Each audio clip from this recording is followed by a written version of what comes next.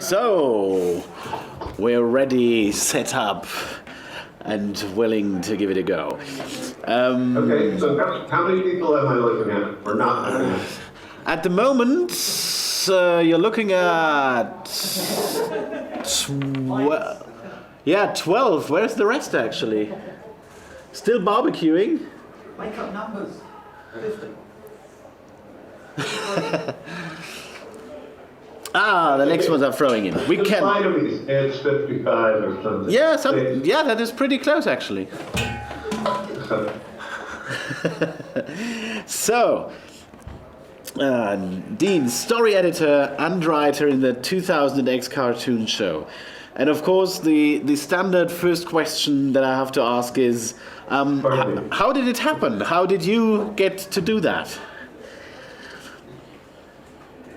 How did I get to be the story editor? And writer, yes. Okay, wow, this is earlier than I thought. Let me think about it. I'm just waking up, guys. So, Ja, es ist 9. I was called some work for them. I had done some work for Mattel on other stuff, and they said we want to do a pilot for the show. He-Man, a pilot is, the first episode, and they called me in and they showed me some materials they had. They had a previous script, I think, that some other writers had done, but they wanted to do more of an origin story. So, they had some of the stuff worked out, and I worked with them on that, and we did the pilot episode. I wrote it.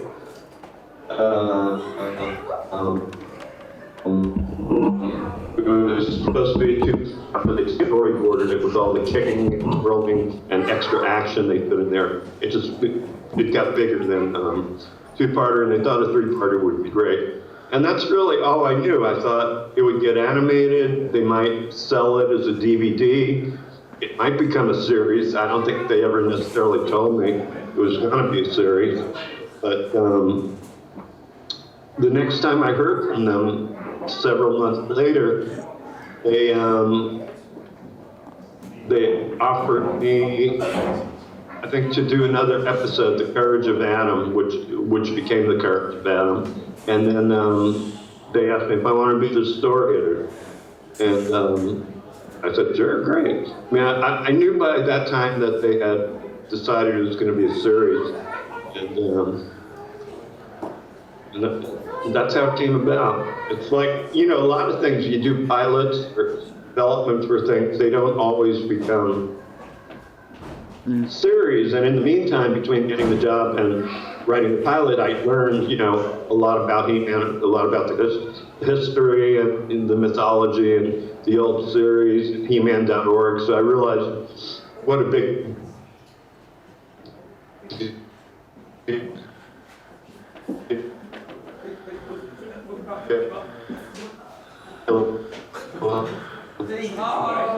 still archetype, and I knew I have power, and I knew who Skeletor was pretty much.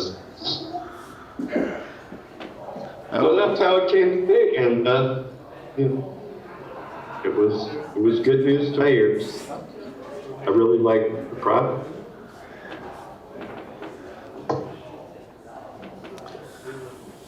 Okay, so seeing how big the fan community was, that was quite a surprise I took. After that, we had slight technical glitch. You cut out a little.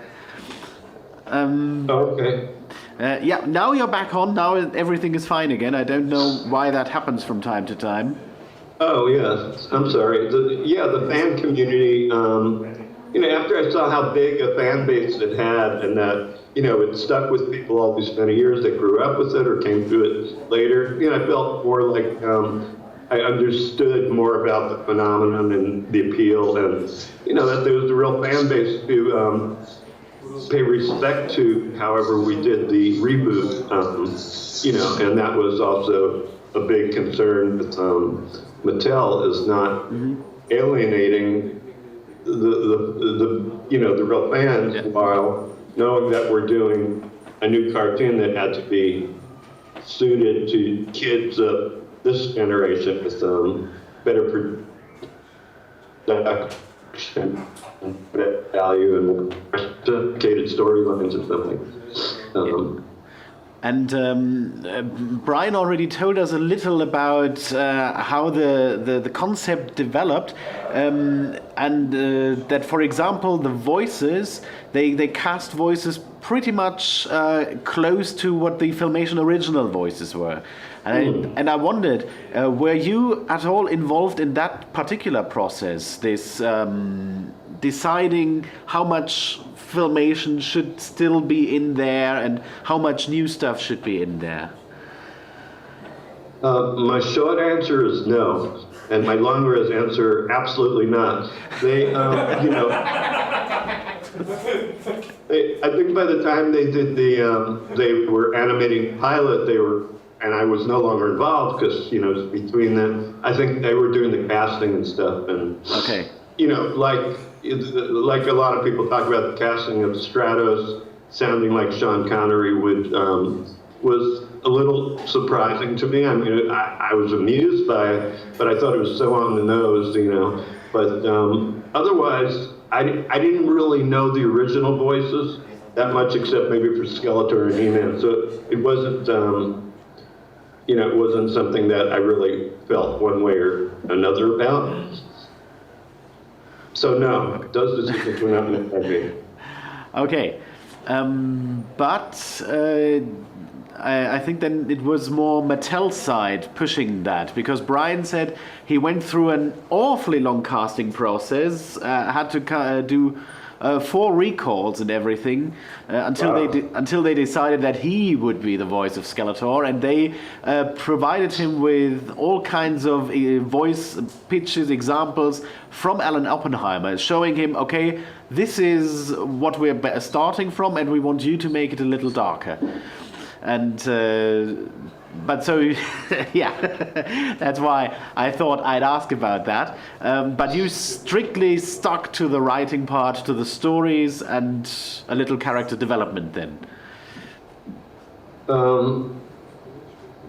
Yes, I would say a lot of character development and the stories, and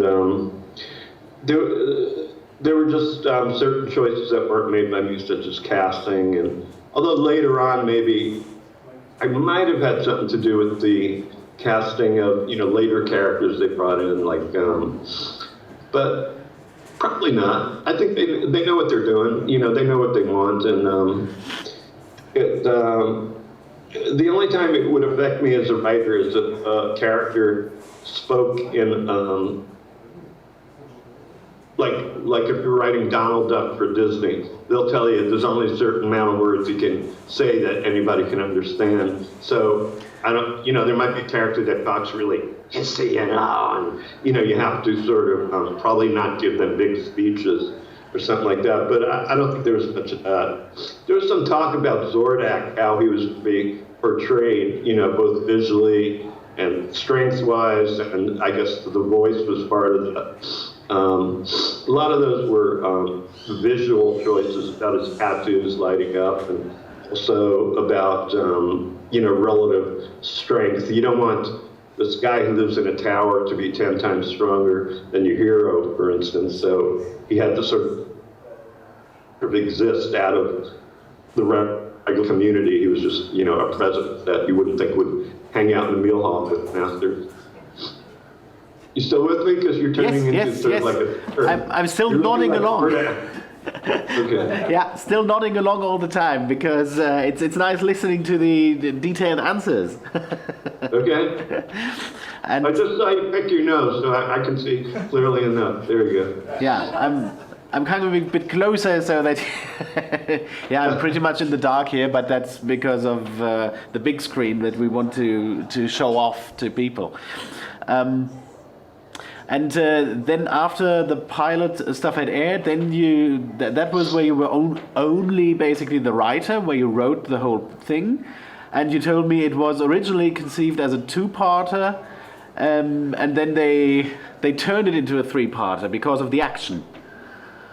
Yeah, I mean, once they storyboarded it, which means they take the script and make it into, panels like a comic book. Mm-hmm. They do the timing approximately of how this one kick and then the other will go. And because of all the twirling and the played out action, I was telling you, the artists were heavily influenced by the movie Ninja Scroll at that time, which was a anime-ish Japanese movie, and The Matrix, and a lot of that kind of stuff. And they really wanted a lot of that twirling. I didn't write that in the script, but, you know, if I write that somebody delivers a flying kick to, you know, Evelyn, and she flies backwards and hits a mountain, and, you know, she's dazed. I mean, that's just one sentence. It's descriptive, and I picture it just being a, you know, 2-second thing. They can play it out into 8 seconds with somebody twirls and, you know, does a little hula dance, and then they kick and they twirl. So anyway, when it boarded out, they said, you know, we're 12,000 feet too long, or however they talk in those terms. That means nothing to me. I said, what are you saying? How many minutes is it? How many pages? They said, well, it's almost as long as a 3-parter. You know, it's a third 3 months. So we got the choice of hacking out a bunch of stuff, or we could just add a little connective tissue and make it a 3-parter. And they thought it might be even better for them maybe to market as something they could sell separately or as an event. So we did that, and all that was involved for me was sort of adjusting some of the act breaks or where the episode would end and adding some connecting dialogue. So as I told you the other night, they had to pay me for another script fee for doing only a few lines of work, and that's music to a writer's ear, you know, that they have to pay for another script even though you're only writing a few dialogues, but that was cool. And then by the time I was called back, they actually had Larry DiTillio and Michael Reeves on a script already, starting a script, without me even knowing I was story editor. So in my mind, there was some question as if maybe they were considering one of those two guys for story editor, maybe that was a tryout script. I never really found out. But those were the two scripts that I had the least influence over. The first Orko script that DiTillio wrote, and Skywar, the one, the battle was... Avian and Adrenos. I was more involved with Skywar, I think. But the DiTillio script, I might have done an edit on it, but I was definitely not involved from the beginning. And but at that point, then when I started, you know, I wrote Courage of Adam, and I think we sort of, because we knew Skywar was coming up next, we sort of retrofitted Courage of Adam to Stratos traveling to his homeland, and then Adam gets kidnapped or whatever happens. Yeah. And but after that, you were on as the story editor. Yeah. And basically that means that the writers hand in their scripts. You look whether it fits with the general tone and storyline of the series and how it all pans out and works out. Is that about correct? It's about correct. It's a little more, in this particular show, it's a little more hands-on. I would mostly give them the story, basically, you know, maybe not every detail, but we want a story about these guys, the masters get called to this place where there's giants, and we have to figure out what they're protecting or what that's about. So I think that was a Christy Mark script. But a lot of times I'll give them a lot of detail, especially the Snake Men scripts or stuff like that, where we have definite things we want to hit. And so almost always in every cartoon show, it goes like this. You start with a springboard or a basic idea, and the writer writes the premise, which is a couple pages telling most of the general beats, and then they give it to me, and then I do an edit and I hand it in, and then we go to outline, which is much more detailed. It says every exterior, interior, some dialogue, and they give it to me, I give them notes, they give it back to me, I do a rewrite and I hand it in. So for this show, especially, every time, by the time Mattel would see anything, it would be like the third draft, because it will have gone to me from the writer, back to the writer from me, and back to me, and I will have rewritten it. So basically, a story editor, your quality control, your job is to make every script fit, have the same basic tone, and also connect, obviously, with the arc. And I also probably wrote about 10 of the scripts because, the two-parters and three-parters for the most part, the season enders and season beginnings, and the first 4 scripts, of course, the last maybe 2 or 3, and Ties That Bind, and sequel to that. I wrote maybe 10, 12 scripts, I don't know exactly. But it's fun editing yourself, but you also you don't have that distance of saying, that sucks, change it, because you think everything is brilliant when you write it yourself. But it does cut out the middleman, so you have more control. And I like the Teela stories. I was especially connected to those.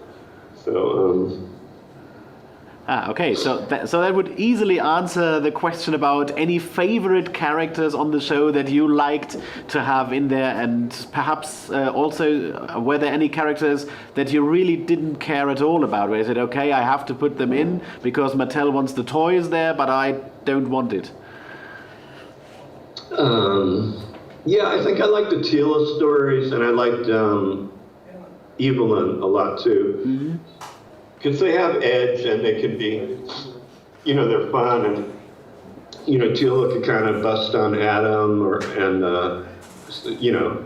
what's her name? Evelyn is always breaking balls, as they say. She's like, she's real power hungry, and she's got this competition. But in fact, rather than hating characters, the one or writing around them because we didn't know what they were going on. And again, I always say this, I thought this was my biggest contribution to the show, was when they told me, we have this character, I don't know, who's the two-headed guy?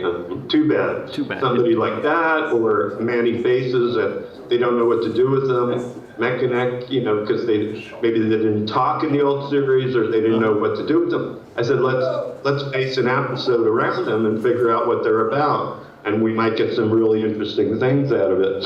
Yeah. And I think that really helped. That was my goal on the first season, is really building a lot of stories around the masters, or even the bad guys who we don't know much about, and it just makes it that much richer. And then you could plant seeds for it, you could later have it pay off. And plus, more about, the more you know about your character, the more they come alive for you. So I don't think there's anybody I really actively disliked. I'd probably say He-Man, actually, because, I think you'll probably hear this a lot from people who write like for Superman, He-Man, or somebody like that. When a character is so perfect, it's really hard to find what their flaws are, or what's interesting about them, and they're not maybe the funniest character in the world.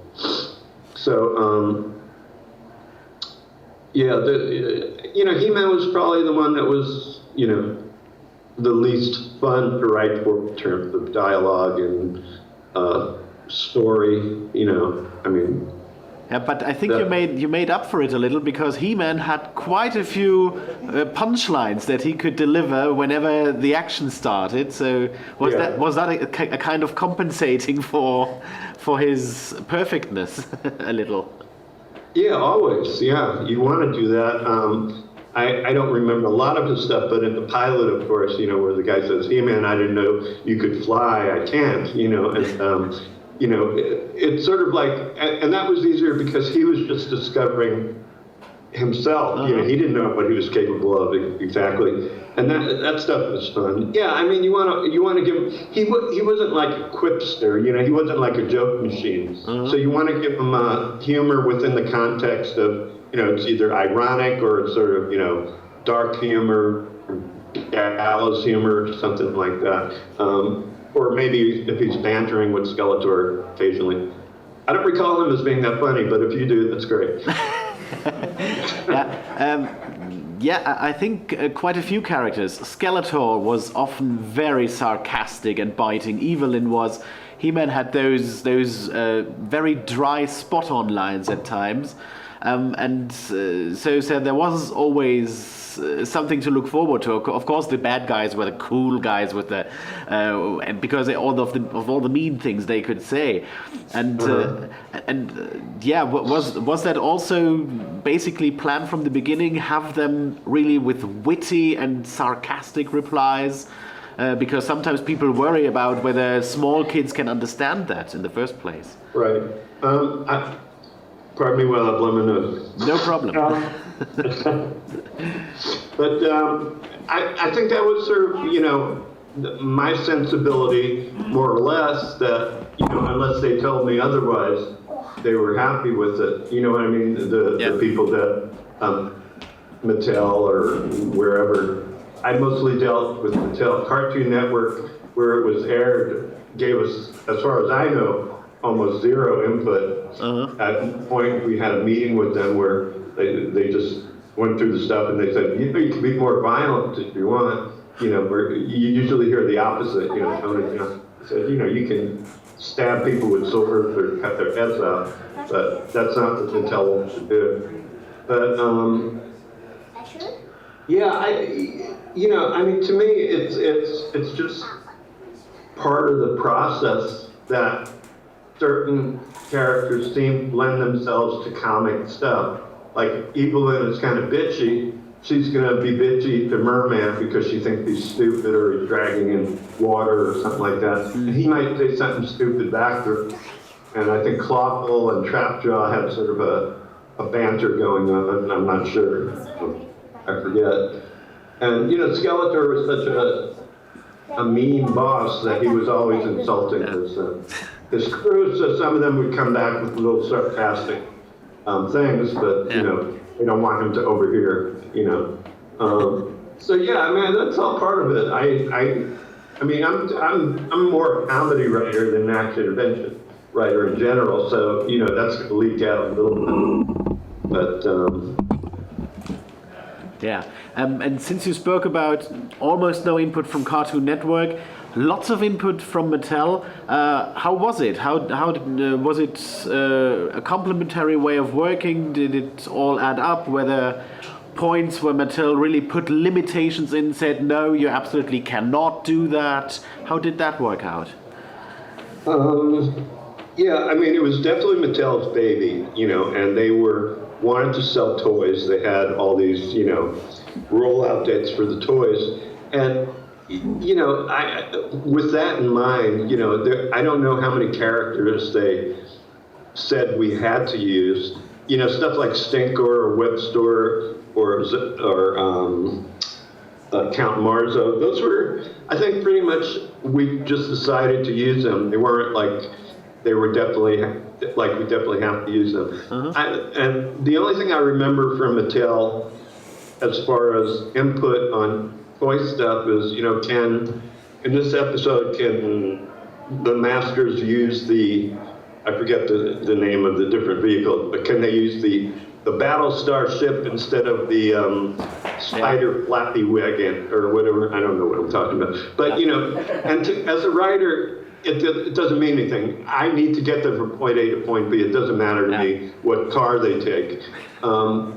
And of course, they knew that the Snake Men, they wanted to make a push with that. So I had to learn, who the Snake Men were, and probably give them personalities that they didn't necessarily have from before.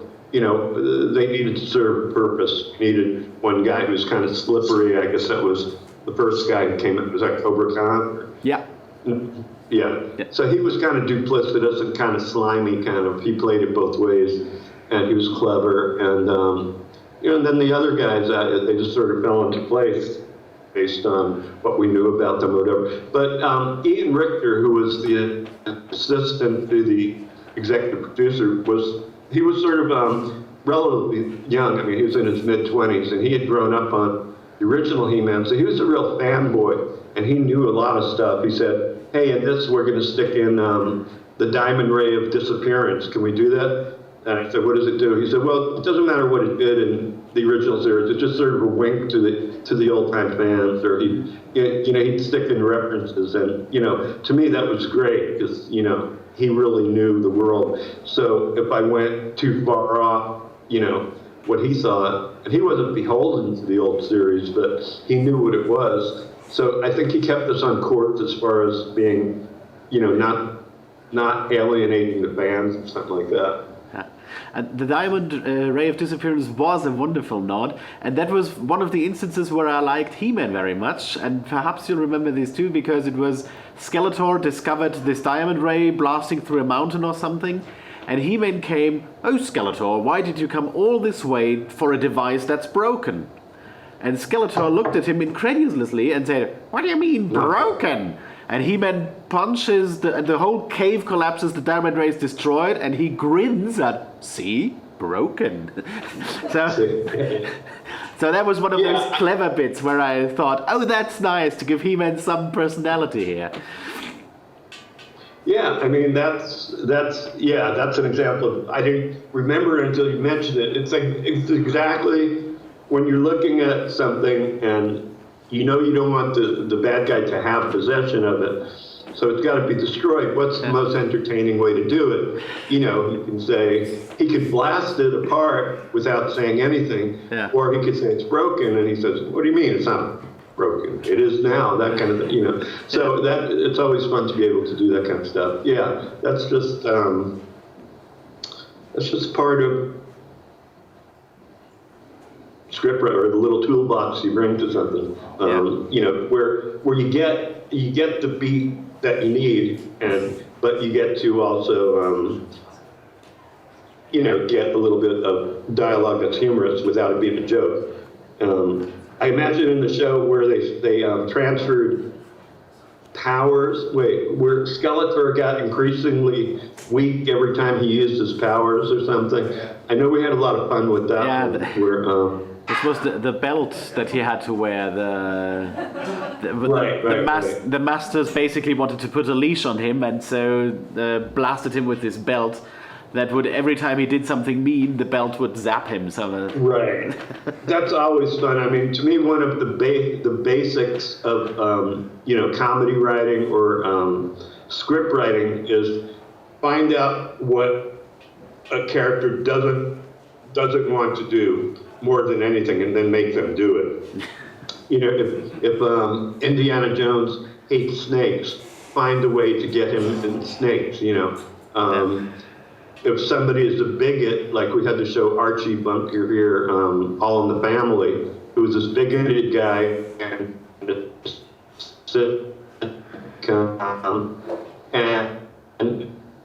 he hated. What's the best thing to do? Lock them in an elevator with this guy. So it's just find out what they don't want to do. I mean, that's a good writing tip for anybody. Find out what your character hates, or you create the thing, like in that Night of the Shadow Beast. We needed something for Ram-Man, and so we contrived the Spear of the Dark. So once we established that, we come in a situation where he's got to brave the dark. And it's not necessarily funny, but it gives you some good tension and some character development. Yeah, you can see the character grow. Speaking of which, in this series, I had the feeling that you had to put quite a lot of very individual characters right into the pilot, because the Filmation cartoon started with about 6 core or 7 core figures and characters, and here you had about 6 or 7 masters plus 6 or 7 bad guys plus other fractions. And so did you also think, we have to use some episodes to flesh out these people? They are too flat if we can't, and if we can't put them in separate episodes, like for example Mechanic with his episode Orko. Is that what went on to say, okay, we have to make them more attractive, more three-dimensional, basically? Yeah, I mean, there wasn't you're cutting necessarily time in that, guys. Just basically we wanted to see the teams visually, But I'll tell you a case where we did the opposite, where we had to go back in the pilot. Too Bad was one of the attackers at the beginning. He was in, where they charge into the Hall of Wisdom, and by a few months later, or whenever we were starting to go into scripts, we realized it would be really fun to do a Too Bad origin. But since we've already seen him as Too Bad in the pilot, we actually pulled him out of the pilot so we could later do an origin story. So it was, that was a case where you went backwards. And that occasionally happens too. And it's fun if you're able to do it, because you know how many years who get fused together. Obviously, you pull them out of the earlier episode that they were in. As far as everybody else, I think it was just, if they got a line, that would be fine. If somebody said, "Let's get out of here," or Evelyn said, "Come on," because he wasn't really Skeletor by then, so you could argue, like, what the hell were they all doing there? But, we won't get into that. There was a lot of, and the other thing was, because we knew there was so much time before we'd see the iconic He-Man appear, it may not happen until the third episode, I'm not sure, if I recall. But, it's like people are waiting there for an hour. They're not seeing any real battle between bad guys and the good guys, which is, why they turned on the show. Because I will tell you that Mattel, when I first went to them and they wanted to do the pilot episode, they basically, they had some broad strokes. They wanted to start with Adam and Teela playing that dueling game when Adam is a teenager. That would, and that would be the first thing, and then they'd hear the wall, and he would get the call to become He-Man. He would refuse, but then he'd do it. But I think it was me who said, if we're going to do a pilot, why don't we really do? Backstory. Why don't we really do a backstory, not just about a prophecy, but just really see his father. What went on before that. So it's almost like you talk about the prophecy and you give a little backstory, and they loved that, and they wanted to do it. And I was thrilled. Again, I didn't know much about Randor or anything, but Ian helped me, and I think it was good. It was a good thing to do that with. So naturally, whatever was the original start point, Adam and Teela dueling, I'd have been close to practical or halfway, 3/4 through the first one. Okay. So, just a second, because that was a little fragmented. Ist das so weit angekommen, weil wir haben das im Telefonat schon vorgestern mal geklärt, wie die Origin Story zustande kam. So. Okay, just a second, I'll just translate a little for the audience, because the last bit got a bit messed up with the technology again. Ursprünglich war der Pilot so geplant, dass tatsächlich es geht los mit Adam und Teela auf diesen Discs und am Trainieren. Und dann kommt eben dieser Alarmfall, die mystische Mauer ist gefallen, Skeletor greift an und He-Man wird gebraucht und die Prophezeiung muss sich erfüllen. Und Dean hat eben damals gesagt, oh Mensch, wenn er schon Ursprung macht, dann lasst uns doch richtig Ursprung machen, lasst uns doch anfangen mit diesem Konflikt Randor und Keldor, die sich da bekriegen, die diesen Kampf haben und nachdem diese mystische Mauer gebaut wird. Und er war dann natürlich sehr glücklich, dass die Mattel-Oberen gesagt haben, die Idee finden wir super, genauso werden wir es machen. Und dadurch haben wir dann diese, wenn man so will, Flashback oder diese Vergangenheitsszene am Anfang gekriegt, in der Randor gegen eben Keldor, Cronus und diese Alten kämpft. Bei denen damals, wie wir ja jetzt gehört haben, eigentlich auch Too Bad schon hätte dabei sein sollen, den sie dann aber wieder rausgeschrieben haben, weil sie gesagt haben, wir wollen für den lieber eine geile Origin-Story später bringen, in der eben diese zwei separaten Söldner zu einem Doppelten gemacht werden. Yeah. Okay, I finished bringing everyone up to speed. That was not a good translation. You were way off, but he's making up stuff. Thanks for mentioning it. Who the hell is Kronos? Is that a character? Cronus, that is who Trapjaw was before he was Trapjaw. Oh yeah, of course. Kronos, he's like part of the family. Exactly. I would insert one last question from myself and then make room for the audience to ask questions. And that was because you had some very nice stories about it. How was working with the other authors on this particular series, the authors that you had to edit for? Yeah, excuse me. It was good. I mean, I chose most of the writers myself. Larry DiTillio and Michael Reeves I did, but because they were old school He-Man guys, and Mattel wanted to use them. I had sort of worked with Michael Reeves before, but can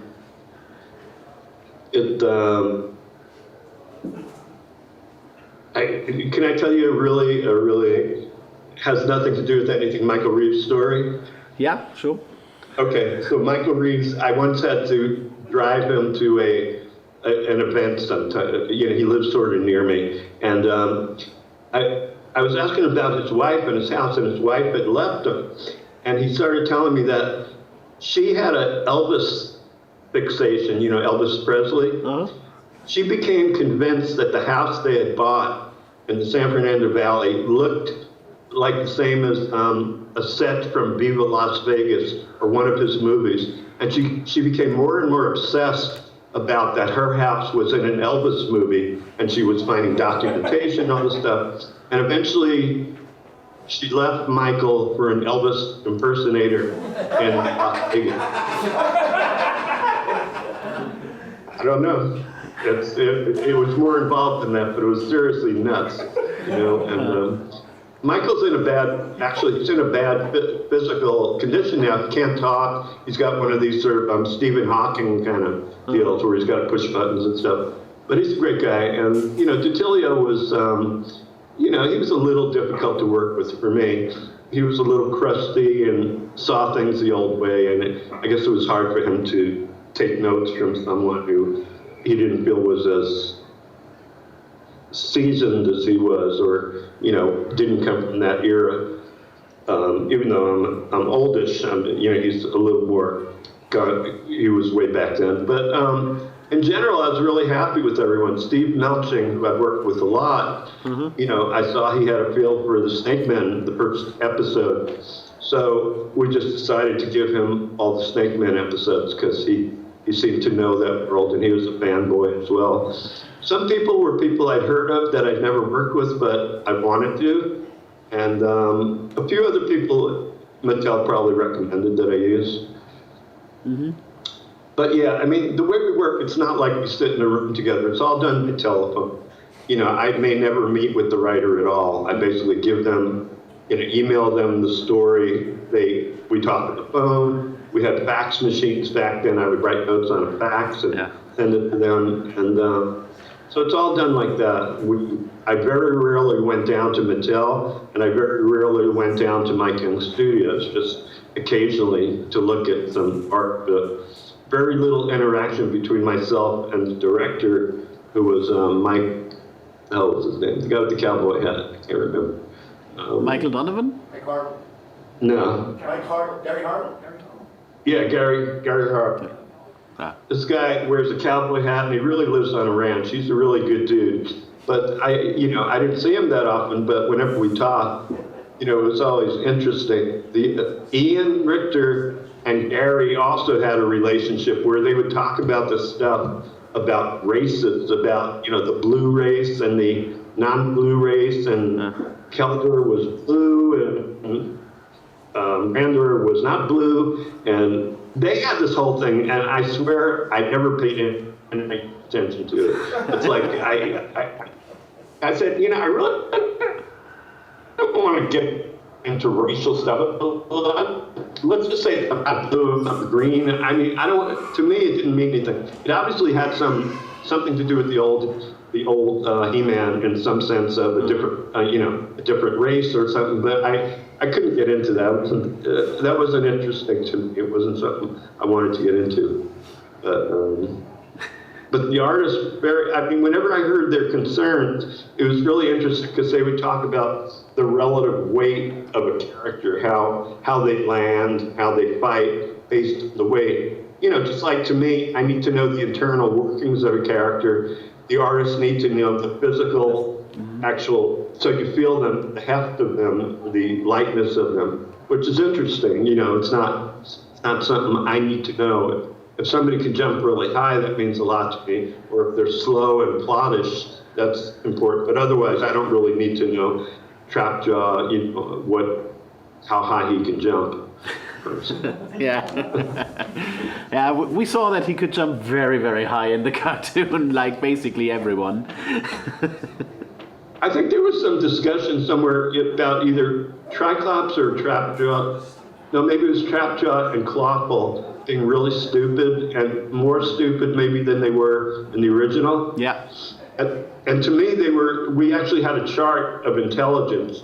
And to me, it was like, there was Skeletor, then Evelyn, then Triclops, and then we'd work our way down to the real stupidest ones. I think Trapjaw and Clawful were just gosh, Bob.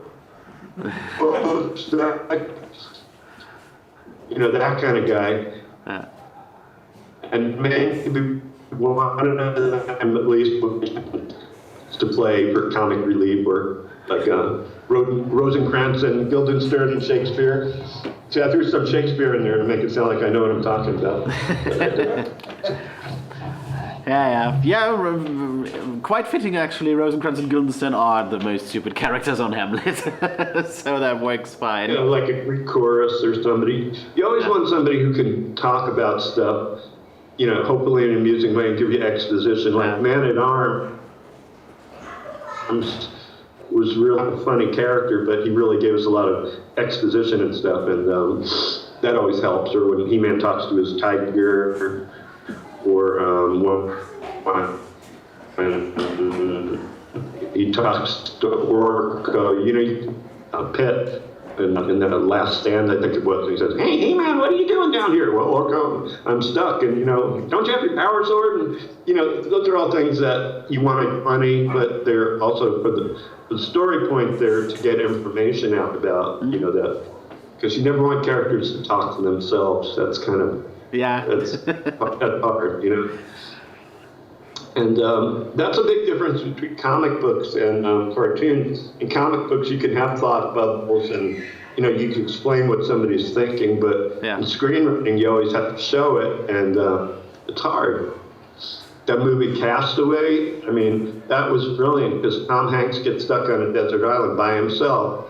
How do you do that without him talking to himself? So he makes a character out of a soccer ball, and he makes a face, and he talks to it. And as a writer, you just look at that and you say, oh, that's brilliant. Yeah, he found a way.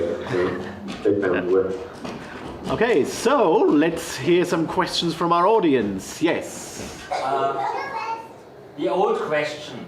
There's the exciting discussion when Adam raises a sword and transforms into He-Man.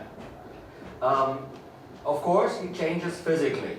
You see him getting bigger and stronger, but does he also change his mind? Does he get wiser and more intelligent, or does he stay a 16-year-old in his head?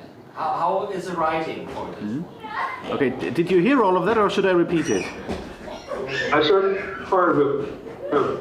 When Adam transforms into He-Man, he gets bigger and wider, but who does he think he is inside? Yes, basically, is that still a 16-year-old in a different body, or does his mind also change? Yeah, for the story's sake. That is probably the most profound and interesting question that we could have. Give him a big hand for that question. Because that was actually, as a writer, that was my question. We're presenting him sort of as a newborn when he becomes He-Man, but what does he know? Adam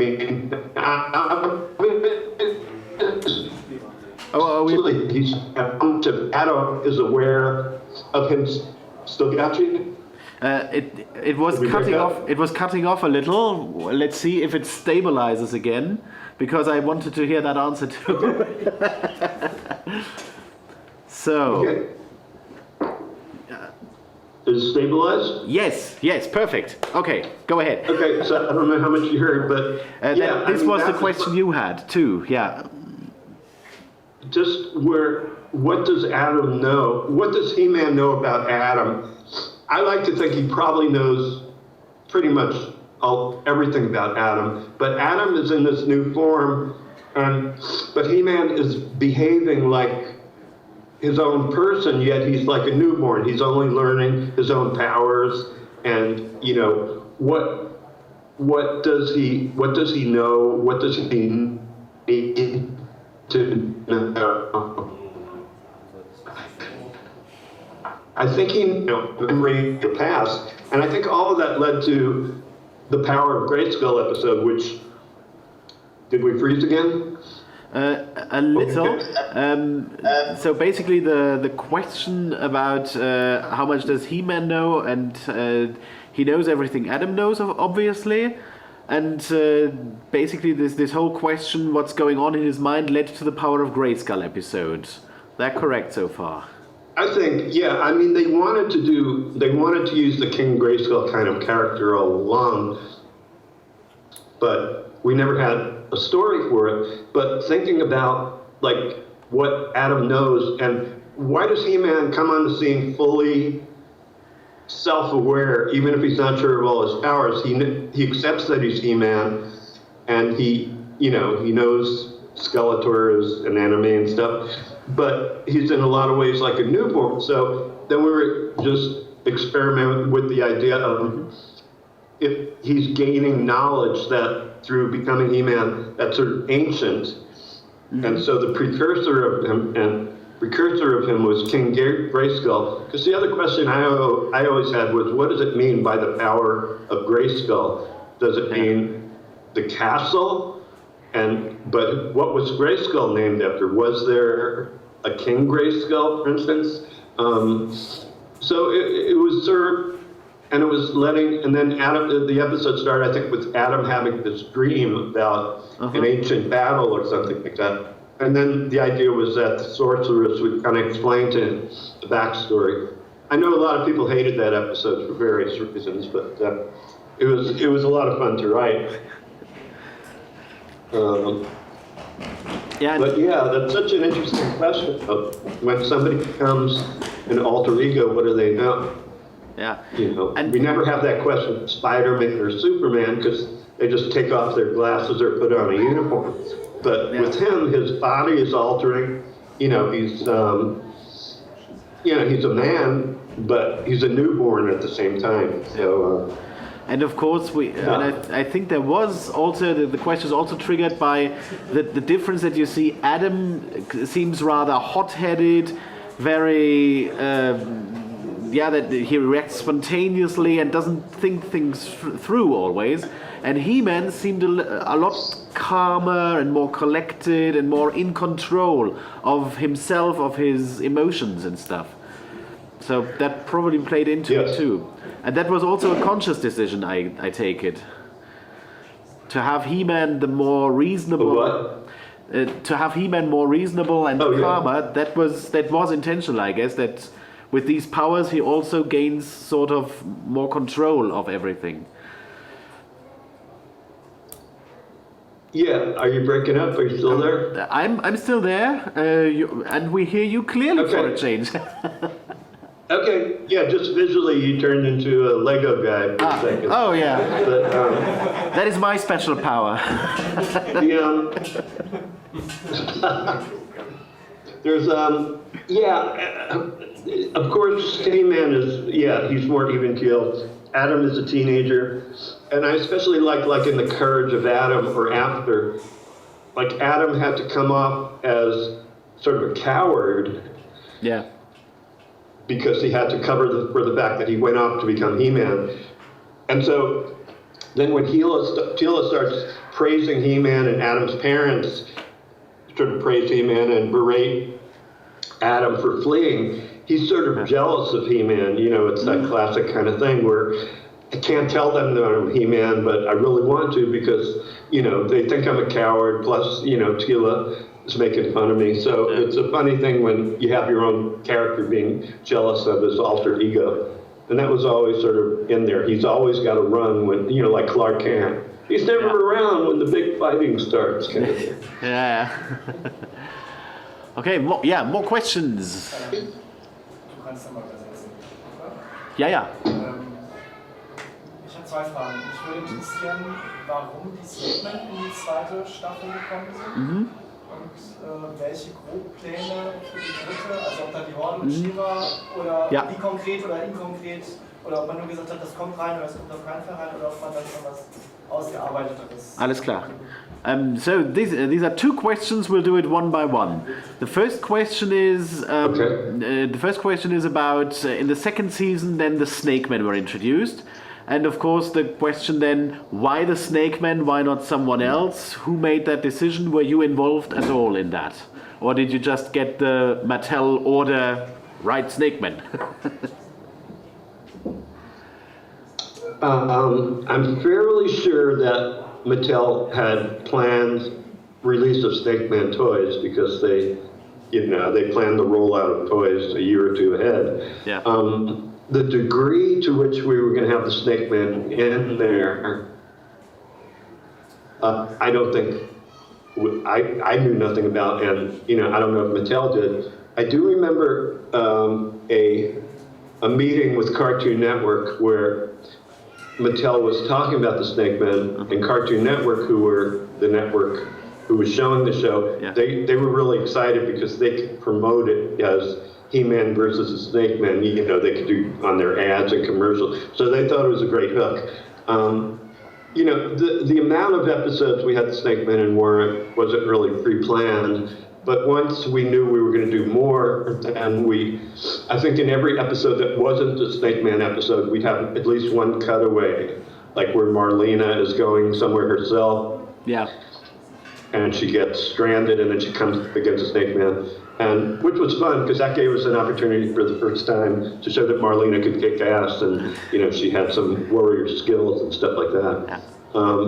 But otherwise, we just have, I think, a cutaway, and then we'd go to. We had no master plan about it. We just knew we were going to have the Snake Men, and then at the end, probably they'd get their ass kicked, and the next idea would have been that Hordak and his horde would arise and either battle Snake Men or battle Skeletor or both. I think we pretty much stuck the Snake Men, had them fall into a ditch by the end of 39 or 40. 40 was the one that got produced. But, and the other plan was for Man-at-Arms to become increasingly Snake Man-like. I think we started that in one of the episodes. Yeah. I don't know if he got bit by a snake or something happened. So we were going to have him become increasingly like that, maybe outside, and then maybe he would start to take over his inside, but he would eventually overcome that. But that would have been one of the, he may be going over to the dark side kind of things. Okay, and that also partly answers the second question about what were the further plans. So the Horde would have arrived on Eternia, and then we would have a four-way war basically between the heroes, Skeletor, Snake Man, Horde. More or less. Yeah, I mean, at some point it might have been cleaner to have the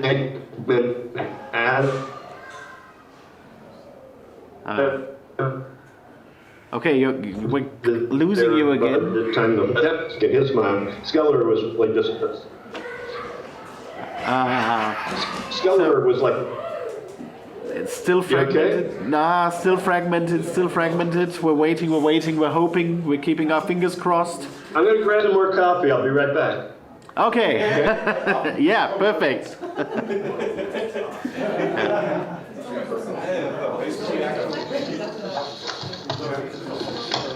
So,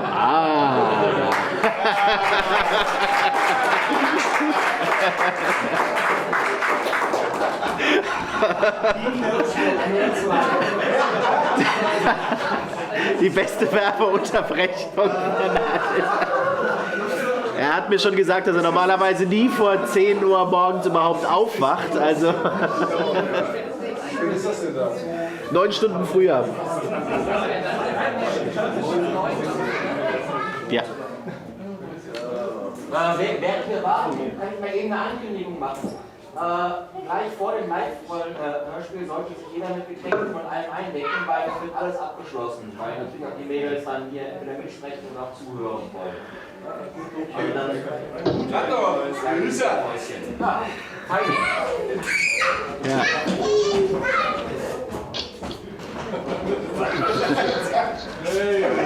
It would have been funny if I had to drive to Starbucks like 20 minutes away. And say, I'm just going to get some coffee, and I'm gone like 30 minutes. Yeah.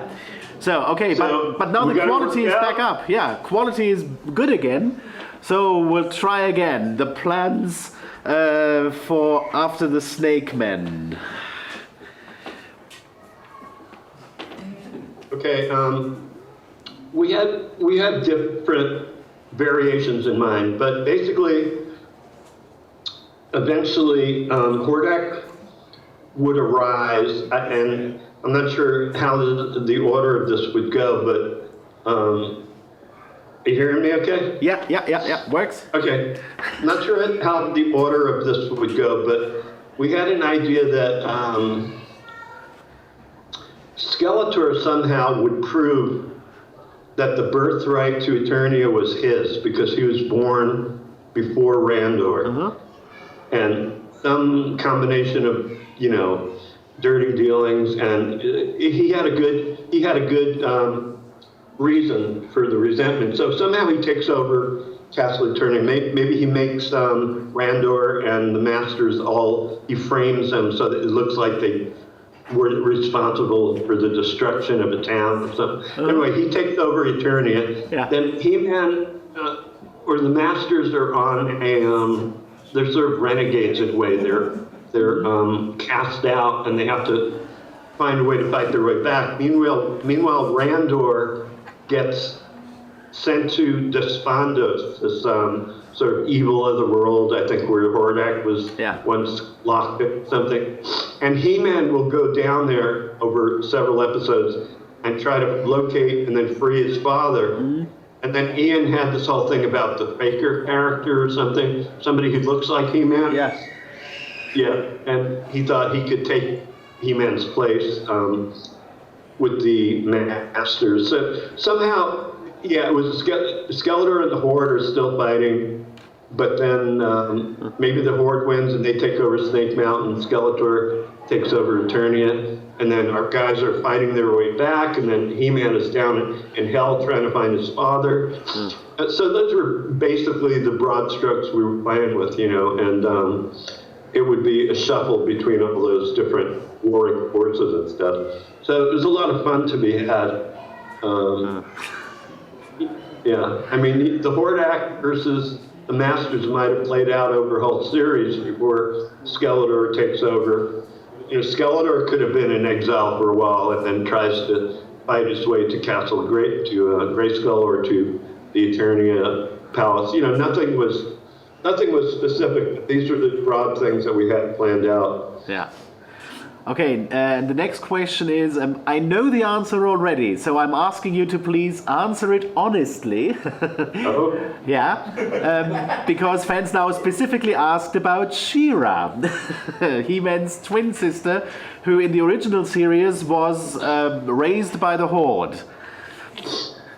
So... Raised by a whore? Probably that too, but by the evil Horde. By Hordak and his cronies. Were there any plans for She-Ra / Adora to appear with the Horde on Eternia in one of the future seasons? Nothing is impossible. There were no plans for that to happen. Not in my mind, and not in Mattel's mind that I know of. Some of it may have to do with rights to characters, and I don't know the legal stuff of which characters they had the right to, and if She-Ra was a separate issue from He-Man, and that was the reason, or just basically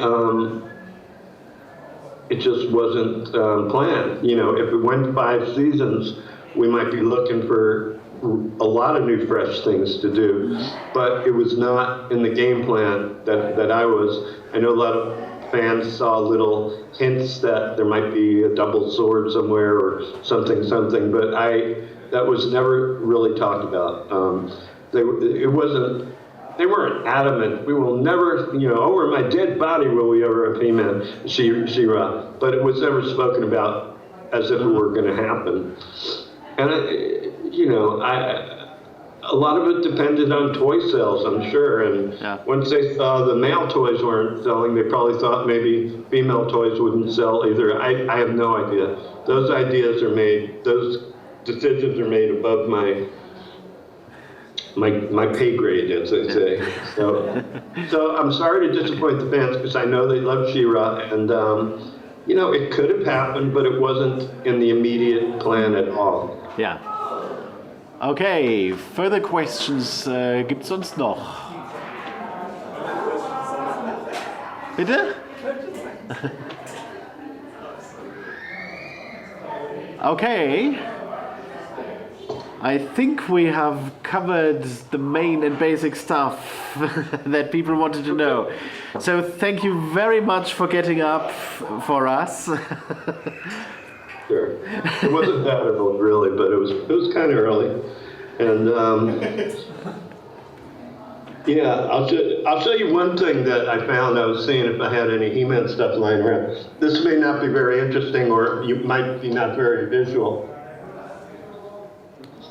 But like when I started writing on the show, or all along, they basically give me this book of He-Man, it says season 1 stock backgrounds. Oh. Basically, it's all these chapters of the Hall of Wisdom, the Evergreen Forest, the interior of the palace, and all the exteriors. And these are all just basically what the artists, create for any particular background. They create all the. This is in obviously just black and white, but it might be in color, or it might not be when they first render them. Here's one that's a little darker, it's probably in color. This is I can't read, my eyes are no good. But so everything for each location, they'll have all these drawings, and as you can see, this. And for every prop, they'll have it from every angle, stuff like that. And I would consult this. I needed to, just to know the geography around, say, Castle Grayskull or something like that. And it's a very thick book. Yeah. And they had 5 times that by the time the season was over. But it's so, especially for the artist, it's good to know where everything is in relation to itself. Yeah. And it's good for me too, because Grayskull, what's between them? How far away is it? Yeah. That kind of stuff. There's that, and I have one other thing I can show you, maybe. Yes, do that. Somebody gave me it's a Masters of the Universe letter.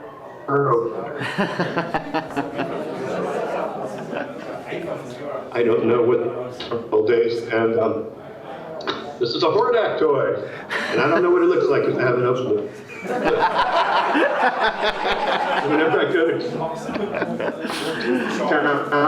Comic-Con, give me some toys, and the last few years it's been, who the hell are you? I said, I used to work on the show. I created all these characters in the showcase, and so sometimes I would shame that. Once Scott Nylick was still there, he was good. He would give me stuff, and but. I'm not a collector, and I don't, but I understand that they are value, and I just feel like I deserve to get some kind of free stuff. Give me a Barbie doll, at least.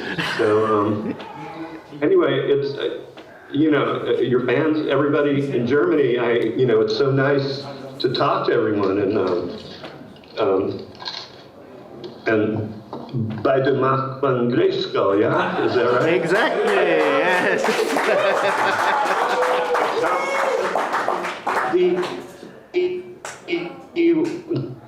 The what? Yes, that was the Ich habe die Kraft. Lucy? And I lost you, I think. Can you hear me? yes, I can hear you again. And How do you say I have the power? Ich habe die Kraft. Kraft. Ich Yes, habe die Kraft. exactly. Oh, there you go. Cool.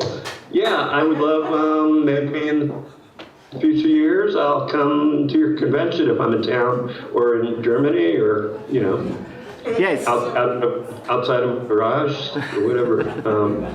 I'm so happy that you guys are having a great time there. I wish I could be there with you. Have a glass of beer and cheers to all of you and ein Fleischchen, Bieren, Bitteschön and Yes.